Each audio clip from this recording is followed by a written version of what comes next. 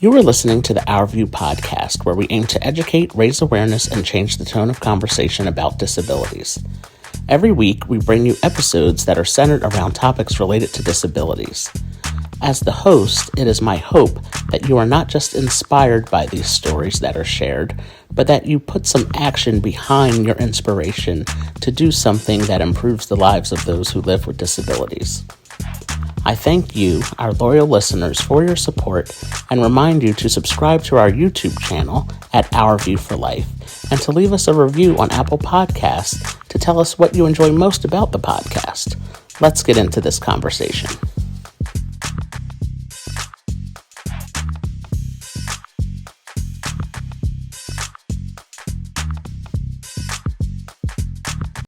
So I would like to welcome everyone back to another episode of the OurView podcast, where we aim to educate, raise awareness, and change the tone of conversation about disabilities. I am happy to be back with a brand new episode with my guest, Tony Jackson, today. So Tony, thank you for joining me on this episode of the OurView podcast. And thanks for having me, Arthur. I appreciate it. Yes. So to get started, can you tell us a little bit about yourself and your disability diagnosis? Wow. Let's see here. So, I have arthrogryposis, which, for those of you that don't know, they say it's rare, but I've seen a few people with it, so it can't be that rare. Um, but it's a congenital joint condition. So my joints are fused together. I have lower muscle tone. There's a wide range of it. Some people can walk. I call those folks cheaters. And then I use a power wheelchair. And so it's kind of all over the place. But basically, all four limbs are affected in some way. The joints in all four limbs are affected. And so that's it. I was born with that. And this was pre ADA, so it was an interesting time. I mean, obviously, I made it. I'm still here, but a lot of the protections that weren't around now weren't there back then. So, yeah, but my parents did it. They made it work. Good job, mom and dad. Yeah, yeah, that's the pre-ADA days. Those are always it's always great to talk to people who grew up during that time. Before we had the law in place, and for us to be, like you said, still around and to still to know what it was like before then and to see the changes that have been made, it's really really important to talk about. And you and I, we exchanged a few emails back and forth before we arranged this recording. And in one of your emails, you mentioned that you do voiceover work, Mm-hmm. and that caught my eye like right away. I was like, oh my gosh, that's really great. So can you share with us what you like most about that, and also have you found that voiceover work to be accessible to you? I know before we started recording, you said you're in your studio there, Mm-hmm. where you do all of your work from, and can you just share with us about that uh, voiceover work and the process of it all? I will say this. One thing that I love about voiceover is that it doesn't matter what I look like, right? For anybody who would ever wanted to act or do anything and be in entertainment somehow, voiceover is fantastic because it really doesn't matter what you look like, which for so many people is a huge barrier because they look at us and automatically assume that we can't do certain things or write us off for various reasons. And when you're behind the microphone and there's no camera on, they only care about what you sound like, Hmm. right? And so to answer your other question, it's very accessible because I'm sitting here in my home studio, which I built to work for me, and so I can do everything that I need to do in here, um, and not have to worry about whether or not the studios on the second floor and if there's no elevator in the building, or are the doorways wide enough, or am I going to damage these expensive walls because I don't have enough room to turn around in this studio, right? There's none of that involved. And what's great now too is that a lot of the bigger studios, especially during the pandemic, which I know COVID was horrible for a lot of people, but there were so many good things that came out of COVID, right? And one of those things was for voice actors who couldn't come into the studio and record shows or whatever it is that they were doing. Some of the bigger studios were sending people recording kits, so that way every single voice actor had the exact same equipment to record on. And so, I mean, accessibility was great for everybody during COVID, right? And a lot of that stuff still carries on now, even though things have opened back up for the most part, and things are kind of, I don't want to call it normal, but I'm going to call it normal for lack of a better way of putting it. Um, so all of those things came out of COVID, and it's just accessibility for all of us, whether or not you have a disability. It's great. Yeah, that is definitely one of the positives that happened over the last few years with the COVID situation, where people do get to work from home and they see that people are productive at home. And I know, um, for myself and others who I have talked to who have disabilities, having a flexible work schedule where you're able to work from home sometimes, or a hybrid work schedule, I should say, now that offices are opening back up, they're still allowing people to work from home for a certain number of days during the week, and Hmm. how helpful that is for those of us who have disabilities. So, uh, I just wanted to you to share with people how that, how the voiceover work is very accessible, and how it did. Glad you mentioned how it changed and helped everybody throughout COVID, where everybody was able to record their things from home. That's really cool. Yeah, I mean, it's great. It's great, and again, I don't have to worry about going into a studio. If I can do it from home, I do it from home. Hmm. Yeah. I'm going to switch the order of my questions on you really quick, since you did bring up um, the fact of. I studied the questions, and I have my answers in an order, and I don't know if I can do this. Well, it made me think when you brought up that doing voiceover work, it doesn't matter what you look like. And that reminded me of in one of your emails, you wanted to say that um, people with disabilities are, we're just people, and we need to raise more awareness about that. And you mentioned that you use a power wheelchair, Hmm. and that's just one of the ways that it's just how you get around. That's it. Right. It's not all of who you are, that there's more to you. And I just wanted you to share, why do you think it is important for us as people with disabilities to share our stories with others? Because I think despite a lot of the progress that's been made, especially over the last maybe 5 years or so, there's still a long way to go in helping people understand who we are as people with disabilities, especially people with outward facing disabilities, typically physical disabilities, because they see us and automatically assumptions start forming, right? I had a couple conversations over the last few months where people look at me and say, "Wow, you're an inspiration," right? Which we hear all the time, right? Thank you for allowing me to inspire your life. Um, and it was interesting because both of these conversations and that comment came from the fact that either they could see that I use a wheelchair, or I was on the phone with them and I told them that I use a wheelchair. And I get up every morning, I eat breakfast, I usually shower, and they're like, "Wow, you were such an inspiration to see you out here doing this and doing that and all of these other things." And I go, "Look, I mean, I'm still doing things that you do every day. I'm sure you ate at some point today. You may or may not have showered. I don't know. The difference is that I have somebody who comes in and helps me do those things, right? But I get on the bus just like other people who don't have cars. I have a job. I work. I earn a paycheck just like other people who have jobs. I started working when I was 15, right? Just like a lot of people did, and so one person I said in particular, he goes, I don't know if you know this, but you're inspiring to me. And I go, yeah, I know that because everybody tells me that. So actually, I do know. But I'm not inspiring because I use a wheelchair, right? And what I told you in the email was what I told that guy in the conversation. I said the wheelchair is just how I get around, Hmm. right? Like if you have a broken leg, you got crutches, right? I don't think you're inspiring because you hobble yourself along a sidewalk, right? Of course, my perspective is different because I use a wheelchair every day. Um, but there's nothing inspiring about using crutches, right? Like, but it's interesting now that I'm talking about it. Somebody who uses crutches for 6 months because they had a surgical procedure, and the person who is a congenital amputee who was born without a leg or both legs, like they're both using crutches, right? But the person who was born without a leg or two legs is the one who's seen as inspirational, Hmm. right? The person who is hobbling along because they're wearing a boot but they're still using crutches is just seen as somebody, oh, that's temporary, that will go away, Hmm. right? And so the devices we use are just what we use to help us navigate the world just like everybody else.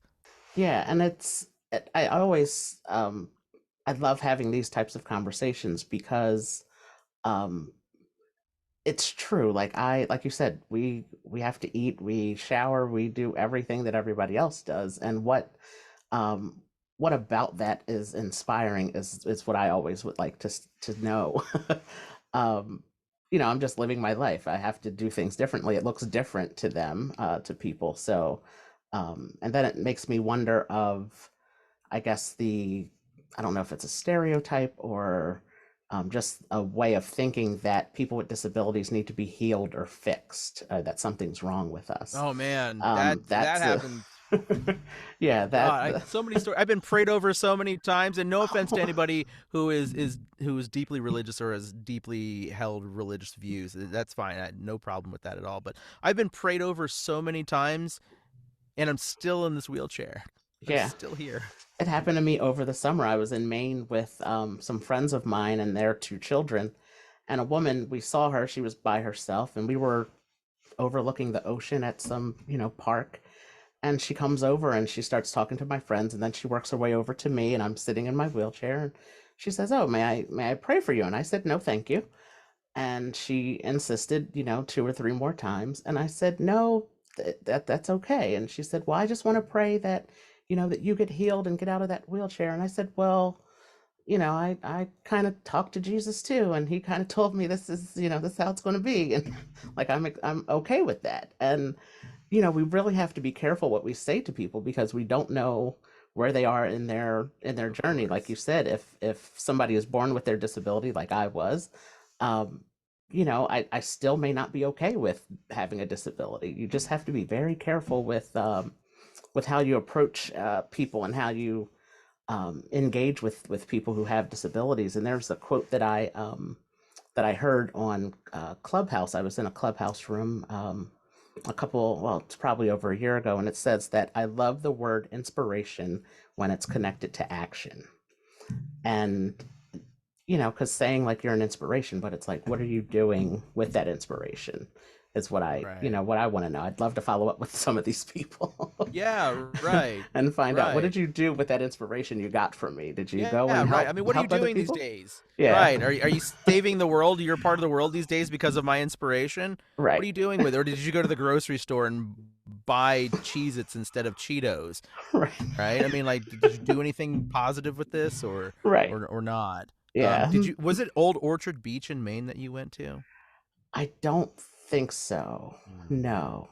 But I was there for a week. We hit up a few places, but I don't think that was one of them. But it it's a nice was, place. yeah, Maine was beautiful. I can't wait to go back. But it was, and that kind of thing happens all the time. And the best part about that, which I left out, was my friend's 4-year old. He says he just pipes up and he says, "No, he has to use his wheelchair or his crutches to walk. He can't walk without him. He can't move. He can't get around without him." And Right. I said, "Great, he's 4 years old and he knows that. Why? Because we talked about it. He asked Right. me about it." Right.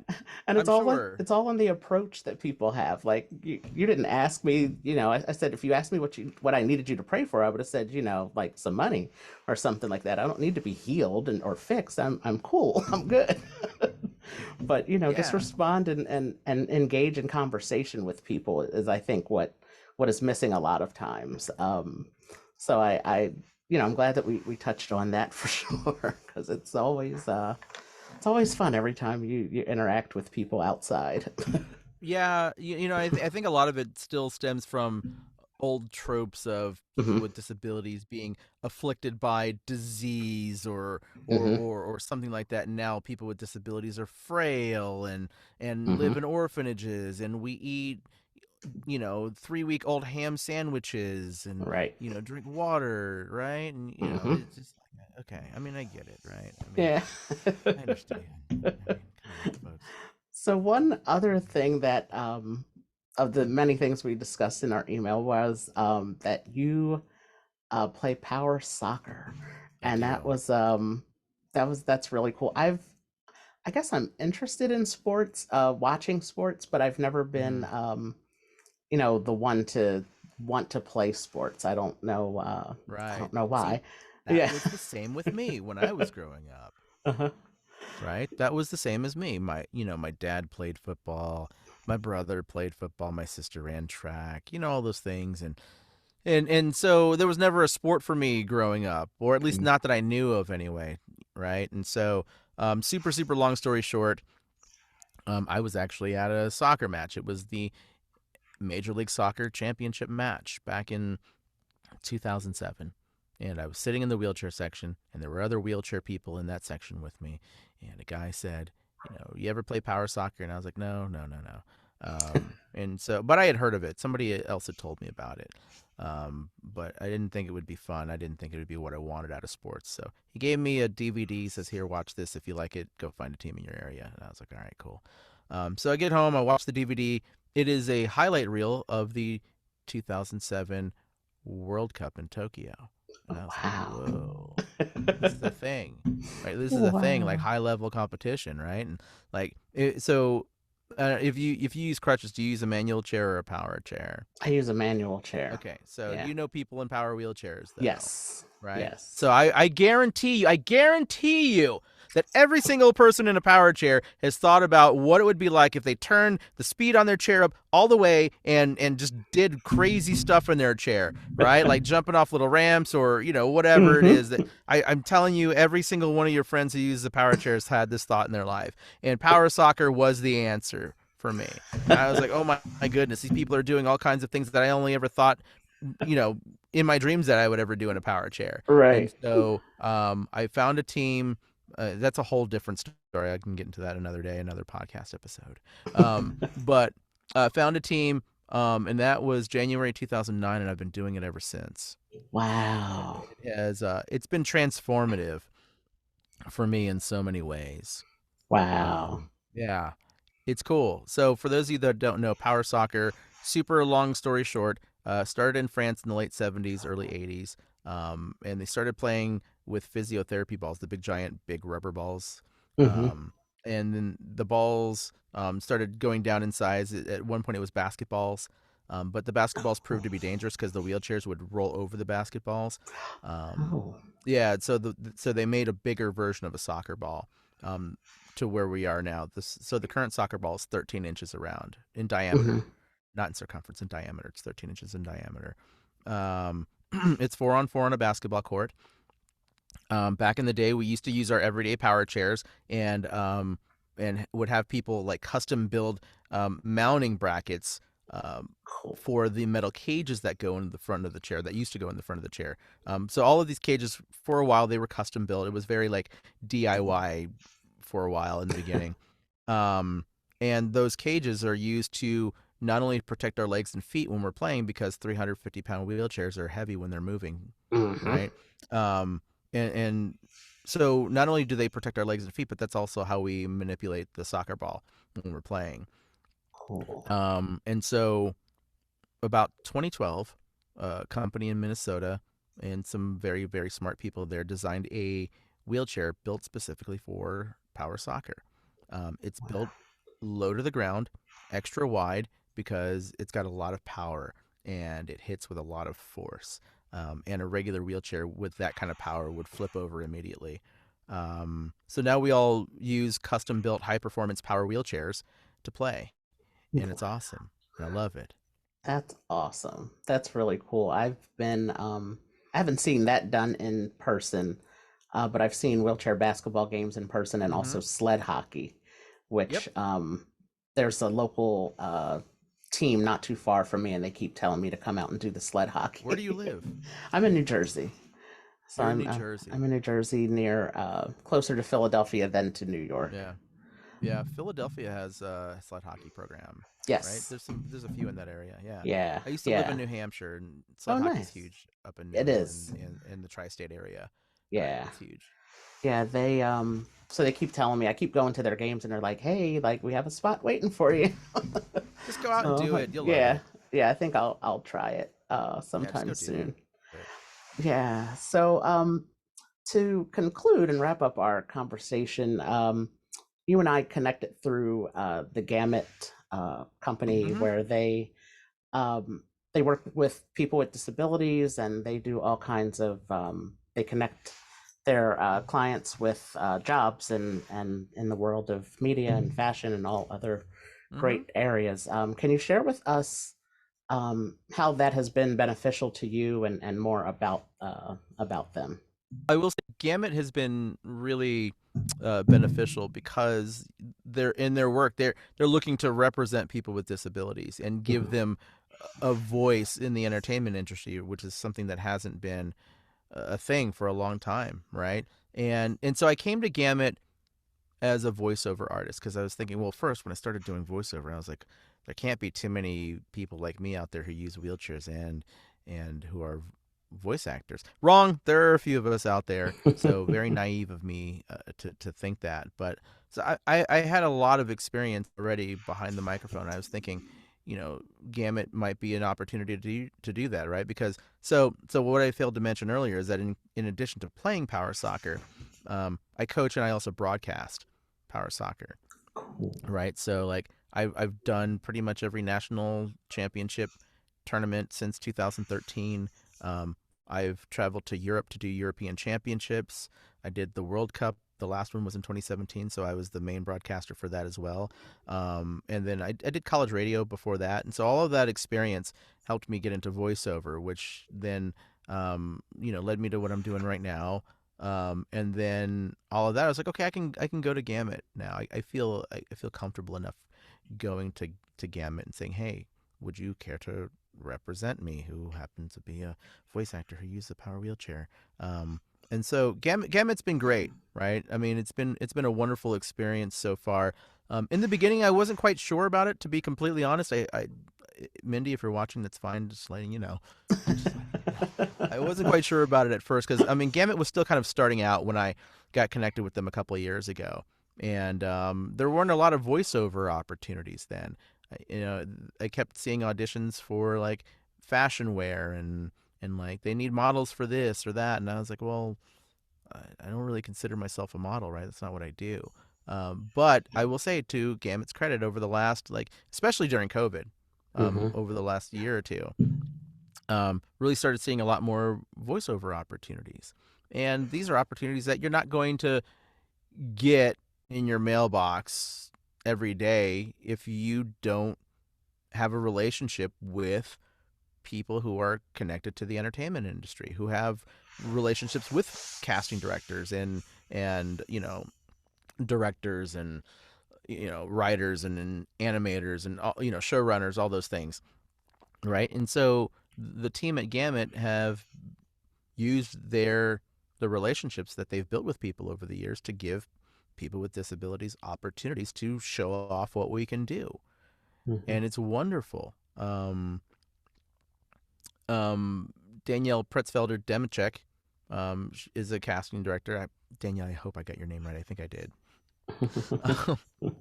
She recently joined the Gamut team, um, in order to bring that casting side to the Gamut talent roster. And one of the things that she's focusing on, not exclusively, but one of the things that she's focusing on is voiceover, which has been great because I'm seeing opportunities that I wouldn't have seen before.